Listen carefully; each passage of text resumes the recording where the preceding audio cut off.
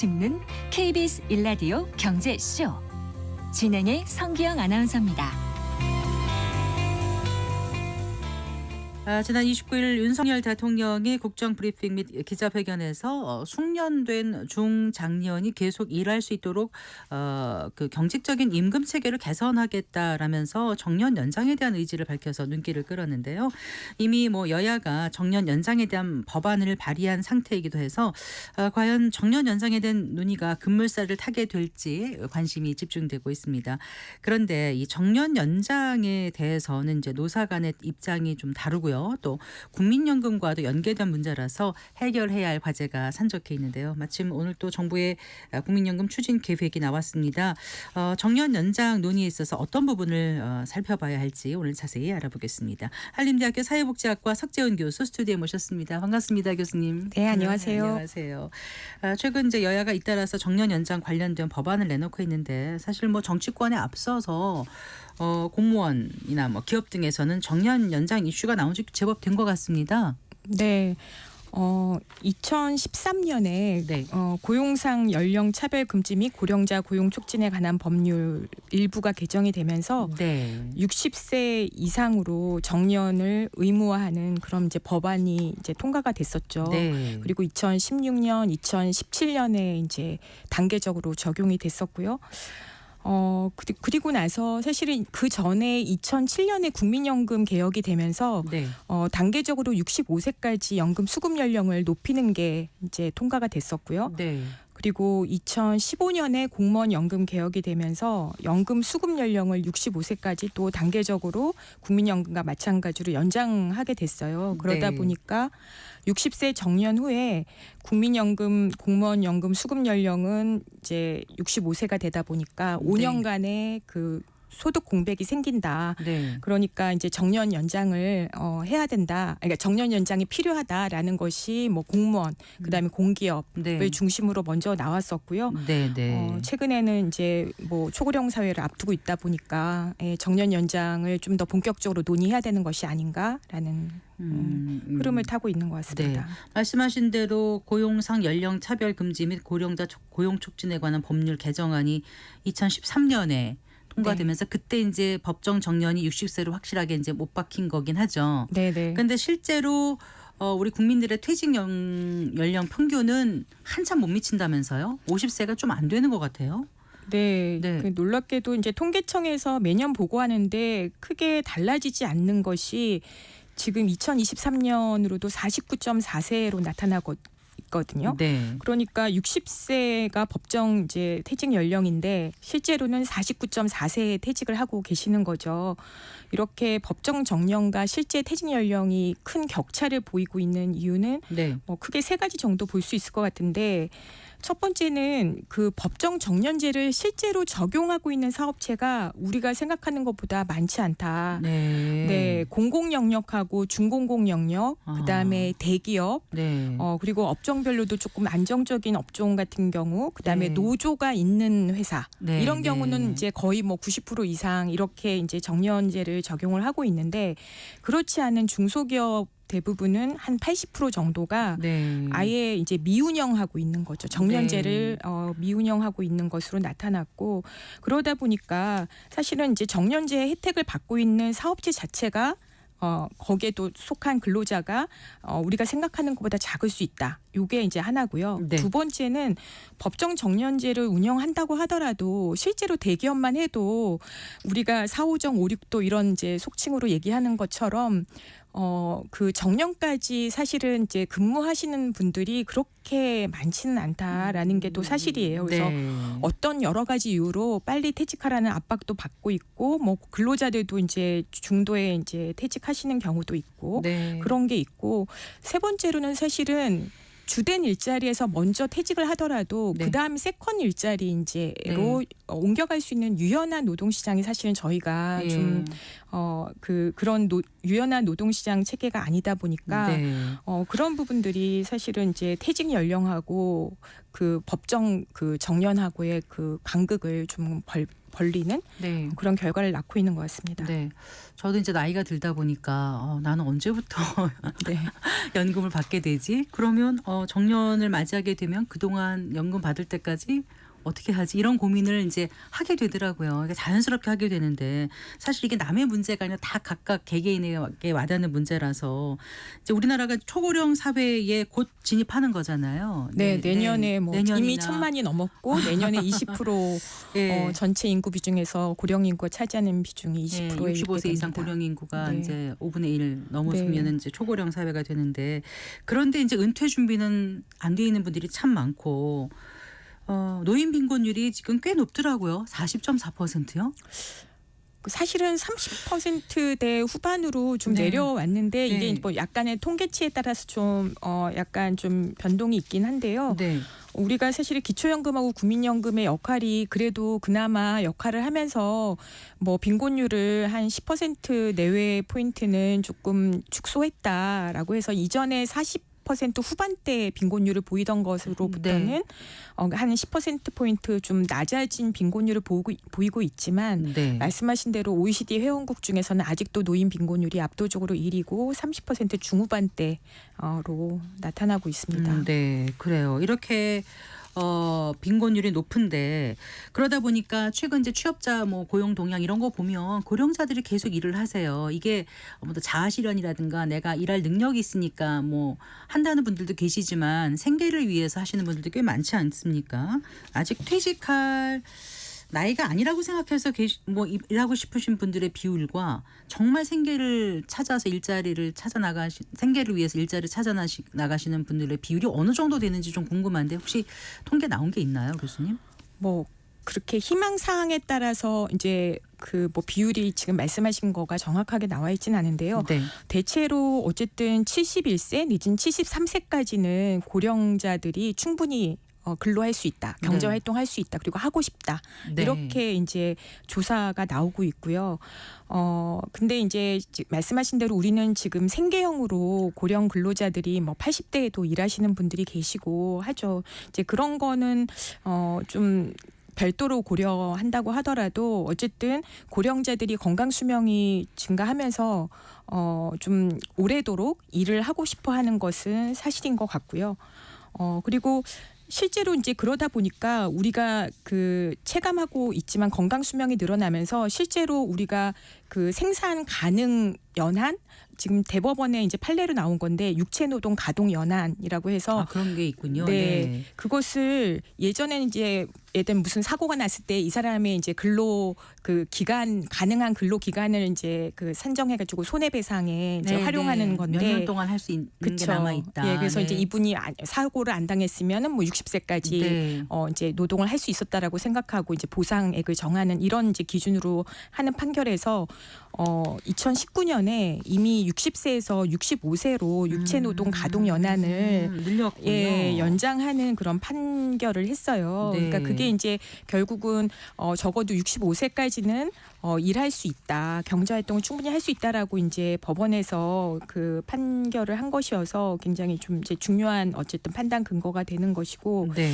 뭐 어쨌든 그거 외에도 이제 뭐 사회적으로도 사실은 이 고령자의 그런 어떻게 보면은 이제 성숙된 또 나름대로의 그 생산성을 그대로 숙련된 경험. 그렇죠. 네. 숙련된 경험들을 사회가 좀 활용하는 것이 성장률 그 저하로 그 저성장 경제로 가는 것들을 조금 더 방어하는 데 도움이 되지 않을까라는 부분도 있고요. 네. 개인적으로는 소득 공백의 문제를 좀 해결하는데 그렇죠. 예, 네. 고령 근로가 도움이 될 네. 것 같습니다. 그러니까 국민연금 개시 연령이 점점 늦춰지고 있지 않습니까? 말씀하신 것처럼. 그래서 수급 연령하고 정년의 불일치로 소득 공백이 늘다 보니까 정년 연장에 대한 이슈가 이게 이제 피해갈 수 없는 뜨거운 감자가 돼버렸는데, 그런데 지금 말씀하신 게 법정 정년 60세로 된 게 2013년이라고 그러셨잖아요. 네네. 그래서 10년이 지났는데 네. 그래도 평균 퇴직 연령은 이제 50세가 채 못 되는 게 현실인데 지금 와서 조금 정년을 늘린다 한들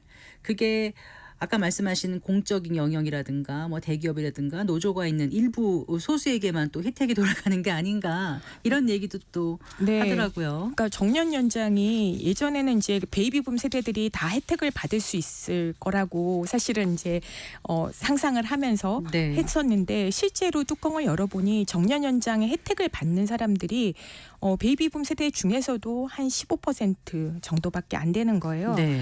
그게 이제 말씀드렸던 것처럼 공적 영역이나 공기업이나 대기업이나 노조가 있는 기업이나 네. 특정 업종 이렇게 이제 정년 연장 혜택을 받다 보니까 실제로 이제 노조를 중심으로 해서 정년 연장이 그 앞으로의 고령자 고용에 있어서 굉장히 이제 중요한 정책 그 변경 그러니까 이 필요한 사안이다 정책 과제다라고 얘기를 하지만 정년 연장 자체가 본인들하고는 완전히 다른 나라의 이제 얘기인 그림의 떡인 대다수로부터는 네. 실질적인 계속 고용을 담보해줄 수 있는 카드가 아닌 거예요. 네. 그러다 보니까 이제 좀 보편적인 지지를 받기보다는 좀 더 그 대다수의 그 고령자들이 네. 고용을 원하는 고용자들이 계속 고용을 할 수 있는 좀 뭐죠 보편적으로 적용될 수 있는 그런 정책 패키지가 필요하다라는 이제 것들이 뭐 경영계나 아니면 정부에서도 그 네. 부분들을 사실 염두에 두고 고민을 하고 있습니다. 네. 일단 근로자들은 연장이 되면 좋죠. 근데 지금 이제 경영계라고 표현하셨는데 아무래도 네. 기업의 입장은 좀 다를 것 같거든요. 네. 그 입장을 좀 각각 좀 설명을 해주신다면요. 일단 이제 그 계속 고용이 필요하다. 그리고 우리가 이제 고령자를 어쨌든 근로자로 생산 인구로 활용하는 것은 전체 사회적으로도 도움이 될 거다라는 거에 대한 큰 동의는 있어요. 그런데 이제 노조를 중심으로 한 노동계의 입장은 정년 연장을 통해서 네. 어쨌든 이것들을 좀 풀어 나가 보자라는 입장이에요. 네.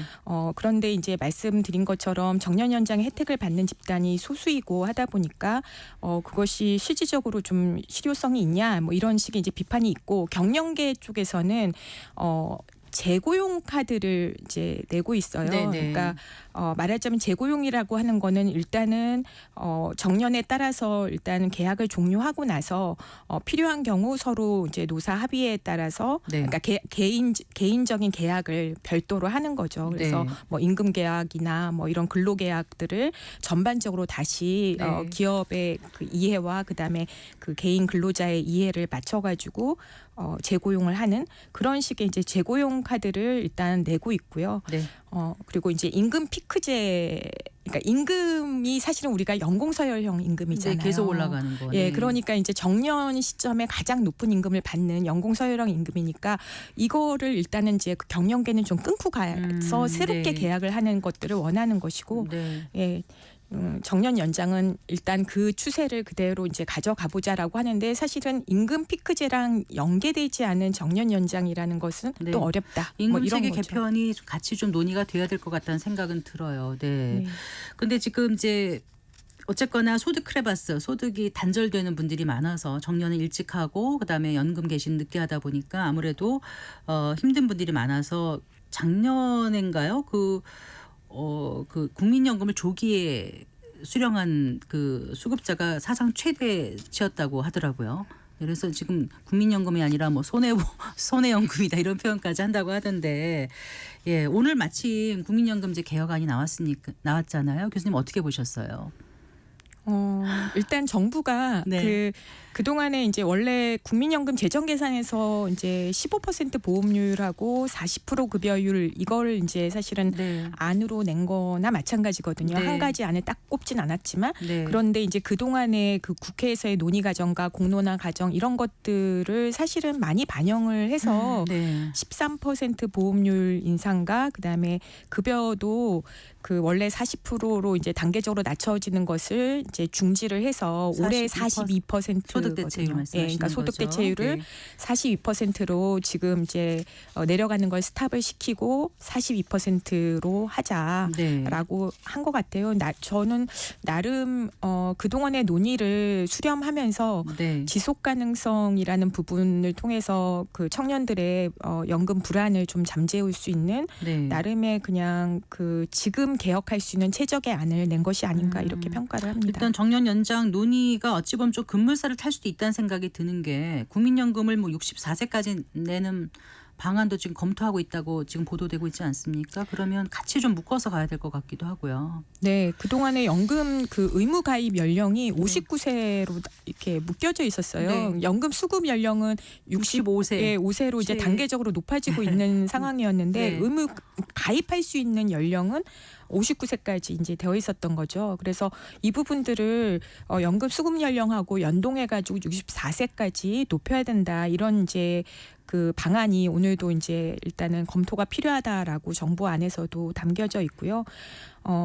말씀하신 조기노령연금 같은 경우는 그 일단은 이제 연금 수급 기간이 길어지니까 네. 예, 그만큼 급여를 이제 받을 수 있는 기회가 많아지니까 이제 매년 받을 수 있는 연금액에서 6%를 감액해서 주게 되어 있어요. 1년 그러니까 빨리 6%, 그렇죠. 5년이면 30% 그렇죠. 이렇게 이제 되죠? 급여 네. 총액을 네. 같이 한다라는 이제 입장에서 그렇게 하는데 사실은 그게 이제 뭐 별로 높지 않은 연금을 6%또 감액하고 하면 소득 보장성에서 떨어지니까요. 네. 어쨌든 의무가입 기간이 64세로 연장하려면은 고령 노동자들은 해당 연령대까지 일을 자리에서 어떤 안정적인 소득 활동을 해야 보험료를 또 납부할 수 있으니까 이런 문제도 좀 고민이 되고요. 어떻습니까? 이제 정년 연장을 추진하더라도 이게 이제 한꺼번에 하는 것은 또 쉽지 않아 보이고 충격도 클 것 같은데 어떤 방향으로 나아가야 된다고 교수님 평소에 생각해 오셨는지 궁금합니다. 사실 이게 지금 말씀드린 것처럼 정년 연장과 임금 체계 개편과 네. 그다음에 이제 그 재고용과 관련된 이런 어떤 패키지들이 서로가 약간 그 이해관계가 서로 복잡하게 좀 얽혀 있는 네.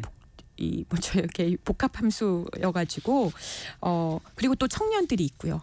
네, 사실은 네. 이제 그 고령자들이 지금 오래도록 정년이 보장되는 그 안정된 일자리일수록 사실은 청년들이 가장 가고 싶어하는 일자리다 보니까 네.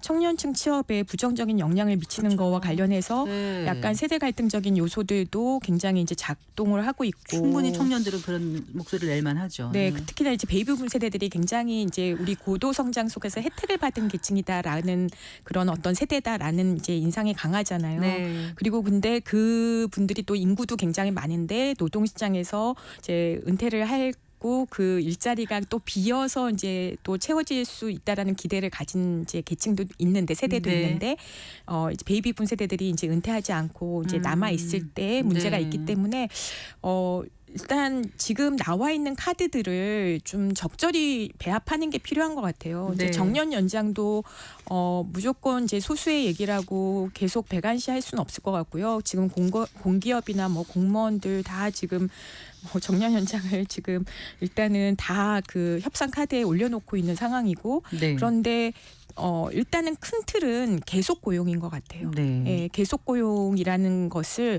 어떻게 사회적으로 그 결국은 자원을 배분하는 입장에서 그 고령자에게 주는 이런 고용 기회라는 것을 고령자에게만 특혜가 가는 것이 아니라 청년과 균형되게 그 청년의 일자리도 확보하면서 고령자의 이제 말하자면 청년의 일자리를 확보하려면 고령자에게 높은 임금을 줘서는 청년들에게 일자리를 그렇게 또 확보할 수가 없거든요. 없죠. 네. 그러니까 고령자의 임금을 어느 정도 적정 수준으로 조정하는 합리적인 임금 아까 체계 임금 피크 개편과 같은 임금 말씀하신 피크제 거죠. 같은 네. 그런데 지금 사실 그것도 좀 약간 그 딜레마에 빠진 게 법률 판단으로는 이게 임금 피크제가 노사 합의에 의해서 이렇게 고용 조건을 불리하게 만드는 것이기 때문에 네. 그것이 법률적으로 위법하다 이렇게 판결이 또 나와 있는 부분이 네. 있어요. 그래서 네. 임금 피크제도 사실은 지금 이렇게 말하자면 브레이크가 걸려져 있는 상황이에요. 그래서 이렇게 풀어야 되는 조금 것들이 여기저기 좀 있습니다. 그래서 네. 뭐 단계적으로 이제 로드맵을 요번에 올해 말에 정부가 이제 발표하겠다라고 했어요. 지금 네. 이제 이게 논의 중이어서. 그래서 이제 단계적으로 로드맵이 나오면 어떤 것부터 풀어나갈지를 얘기를 하겠지만 어쨌든 계속 고용이라는 것이 하나의 정책 패키지로는 풀리지가 않을 것 같아요. 일본 같은 경우에 우리가 그래서 참고를 여쭤보려고 했어요. 네. 네네. 고령화가 먼저 심화됐던 나라니까요. 네. 네네. 네, 그래서 일본이 우리가 나름 그 우리랑 비슷한 결의 고민들을 하고 있었고, 일본이 찾는 해가 사실은 이제 그 패키지 중에 이제 계속 고용은 하는 것을 의무화하되 네. 정년을 연장을 하든지 네. 정년 폐지를 하든지 아니면 뭐 재고용을 하든지 이걸 이제 세 가지 중에 그 선택하게 되어 있어요. 누구한테 기업이. 예, 기업이 네. 어떤 거를 선택할지를 기업이 정하도록 하고 네. 있어요. 그래서 65세까지는 의무 고용을 하되 네. 정년 연장과 계속 고용과 그다음에 정년 폐지 네. 요거를 이제 선택을 해라. 이렇게 지금 하고 언제부터요? 2013년부터요. 그래요. 네네. 네. 그렇게 하는 이제 일본의 예를 좀 봐서 그리고 일본은 실질적으로는 70세까지 계속 고용하는 것을 권장하고 있는 상황이거든요. 네. 그렇기 때문에 그리고 이제 일본은 임금 그 체계를 개편하는 거와 함께 같이 논의를 하고 있는 상황이고 네. 30%에서 50% 임금 감소를 수반하는 그런 이제 계속 고용을 그랬군요. 전제하고 있기 때문에 네. 이제 그런 부분들을 참조해서 우리가 그 뭐 여러 가지 지금 브레이크가 걸려 있는 부분들을 노사 합의에 의해서 전체적으로 우리 사회 고령 사회 초고령 사회에 맞는 시스템을 안착시키는 그리고 청년 세대도 같이 이렇게 고려해서 좀 해를 풀어야 될 것 같아요. 다들 자기 거에서 조금씩을 내려놓지 않으면 합의가 사회적 대타협이 없을 것 같다는 생각이 드는 게 부모 세대는 좀 더 일하고 싶은데 내 자식을 생각하면 남의 자식 말고 내 자식을 맞습니다. 생각하면 또 일을 해야 되니까 이런 그냥 딜레마가 계속 남아 있지 않습니까? 자, 논의에 있어서 꼭 이것만큼은 좀 우리가 가져가야 된다. 있으시면 끝으로 한 말씀 부탁드릴게요. 일단 결국 연금도 그렇고 이 정년 연장 계속 고용의 문제도 결국은 우리가 가진 사회적 그 제한된 자원을 어떤 식으로 서로 상생할 수 있느냐의 문제인 것 같아요. 그래서 말씀하신 대로 서로 약간 양보하면서 그 정말 자기 자녀, 자기 부모의 문제라고 생각을 하고 해를 풀어야지만 이렇게 그야말로 딱 이렇게 자물쇠가 잠겨진 이렇게 해서 굉장히 경직적인 논의가 반복되고 있는 부분들의 틀을 좀 벗어나서 좀 더 창의적이고 상생적인 해법이 나오지 않을까 싶습니다. 네, 오늘 도움 말씀 감사합니다. 잘 들었습니다. 네, 고맙습니다. 석재은 한림대학교 사회복지학 교수와 함께 얘기 나눠봤습니다.